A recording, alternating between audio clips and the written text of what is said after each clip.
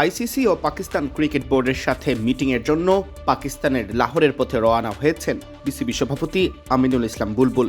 জরুরি এই বৈঠক শেষে আজই তিনি দেশের উদ্দেশ্যে উড়াল দেওয়ার কথা রয়েছে।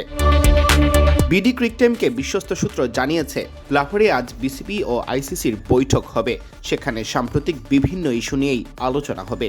এর মধ্যে রয়েছে বাংলাদেশের বিশ্বকাপ বয়কট ও পাকিস্তানের ভারত ম্যাচ বয়কটের ঘোষণার মতো ইস্যু।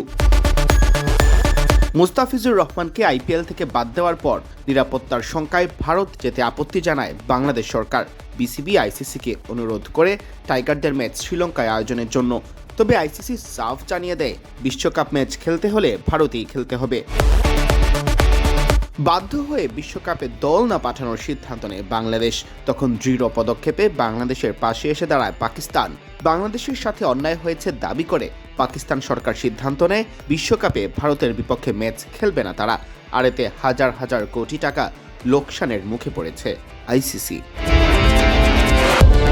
লোকসান ঠেকাতে লঙ্কান বোর্ডকে দিয়ে সুপারিশও করানো হয়েছে, তাতেও এখনো কোনো লাভ হয়নি। বাংলাদেশ, পাকিস্তান ও আইসিসির এই সভার পর সমীকরণ কোন দিকে যায় তাই দেখার অপেক্ষা।